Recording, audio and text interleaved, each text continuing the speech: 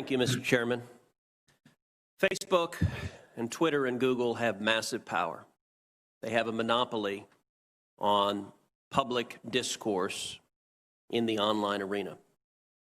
I will say it's dismaying listening to the questions from our Democratic colleagues, because consistently the message from Senate Democrats is for Facebook and Twitter and Google to censor more, to abuse their power more, to silence voices that Senate Democrats disagree with more.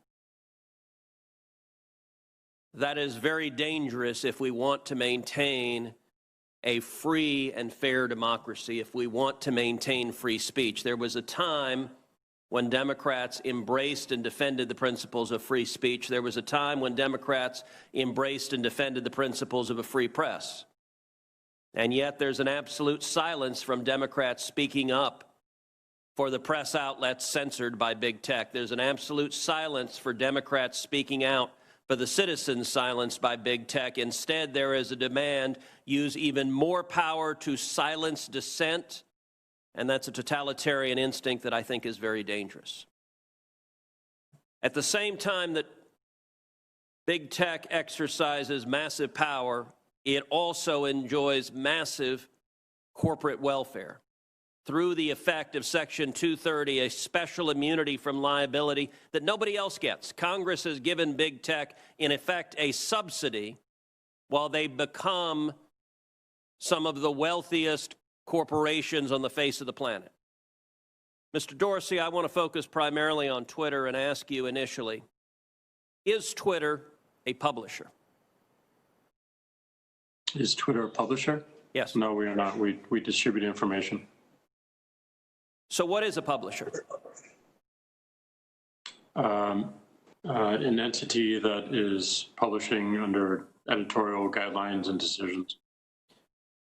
Well, your answer happens to be contrary to the text of federal statute, particular Section 230, which defines an information content provider as any person or entity that is responsible in whole or in part for the creation or development of information provided through the internet or any other interactive computer service. Let me ask you, was Twitter being a publisher when it censored the New York Post?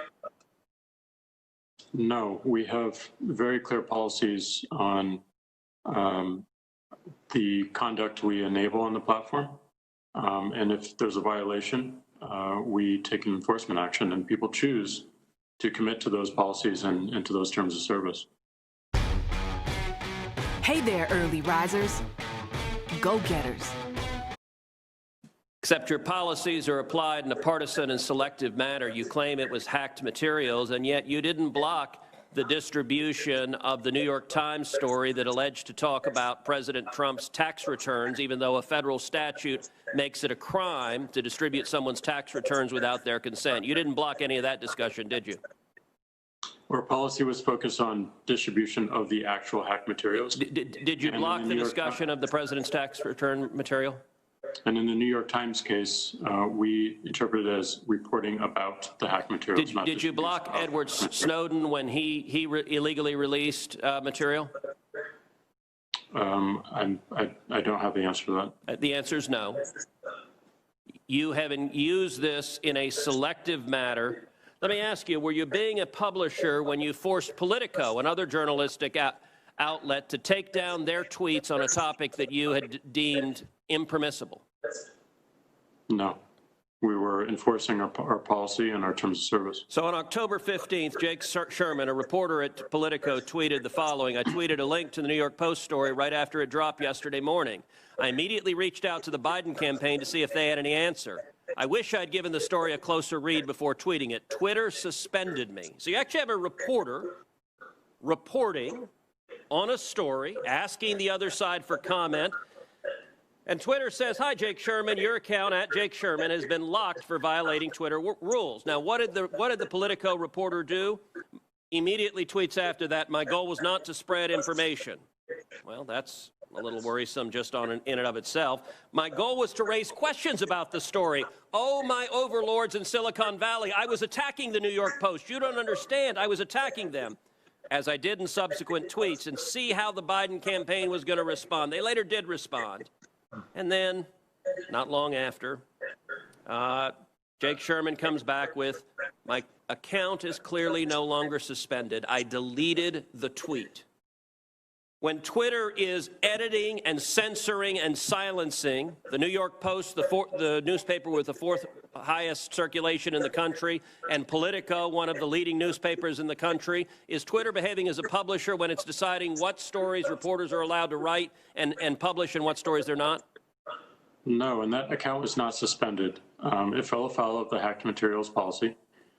We realized that there was an error in that policy and the enforcement. Hold on, I'm literally looking at the tweet from Twitter that says your account has been locked. You're telling me that this is not an accurate... That's a lock and can be unlocked when you delete the... I understand that you have the star chamber power. Your answer is always, well, once we silence you, we can choose to allow you to speak. But you are engaged in publishing decisions. Let me shift to a different topic. Mr. Dorsey, does voter fraud exist? I don't know for certain. Are you an expert in voter fraud? No, I'm not. Well, why then is Twitter right now putting purported warnings on virtually any statement about voter fraud? We're simply linking to a broader conversation so that people have more information. No, you're not. You put up a page that says, quote, voter fraud of any kind is exceedingly rare in the United States. That's not linking to a broader conversation. That's taking a disputed policy position, and you're a publisher when you're doing that. You're entitled to take a policy position, but you don't get to pretend you're not a publisher and get a special benefit under Section 230 as a result. That link is pointing to a broader conversation with tweets from publishers and people all around the country. Mr. Dorsey, would the following statement violate Twitter's policies? Quote, absentee ballots remain the largest source of potential voter fraud. I imagine that we would label it so that people can have more context in read through. How about this quote? Quote, third-party organizations, candidates, and political activists voter fraud is particularly possible where, quote, third-party organizations, candidates, and political party activists are involved in, quote, handling absentee ballots. Would you flag that as potentially misleading? I don't, know the specifics of how we might enforce that, but I imagine a lot of these would have a label pointing people to a bigger conversation. Well, you're right. You would label them because you've taken the political position right now that voter fraud doesn't exist. I would note both of those quotes come from the Carter-Baker Commission on Federal Election Reform. That is Democratic President Jimmy Carter and former Secretary of State James Baker. And Twitter's position is essentially voter fraud does not exist. Are you aware that just 2 weeks ago in the state of Texas, a woman was charged with 134 counts of election fraud? Are you aware of that? I'm not aware of that. If I tweeted that statement with a link to the indictment, would you put a warning on it that says, well, the Democratic Party position right now is voter fraud doesn't exist? I don't think it's useful to get into hypotheticals, but I don't believe so. You don't believe so? Well, we're going to test that because I'm going to tweet that and we'll see what you put on it. All right. Yesterday, Mr. Dorsey, you and I spent a considerable amount of time on the phone, and you said that you wanted to embrace transparency. So I want to ask you, I have asked Twitter, I've asked Facebook multiple times, how many times have you blocked Republican candidates for office, their tweets or their posts in 2016, and 2018, and 2020? How many times have you blocked Democratic candidates for office? How many times have you blocked Republican office holders? How many times have you blocked Democratic office holders? Twitter has repeatedly refused to answer that question with specific hard data and cataloging the examples. In the interest of transparency, which you said you want to embrace, will you commit in this hearing right now to answer those questions in writing? That's exactly what we want to do. Question. Okay. I'm sorry, Mr. Dorsey, I didn't hear you.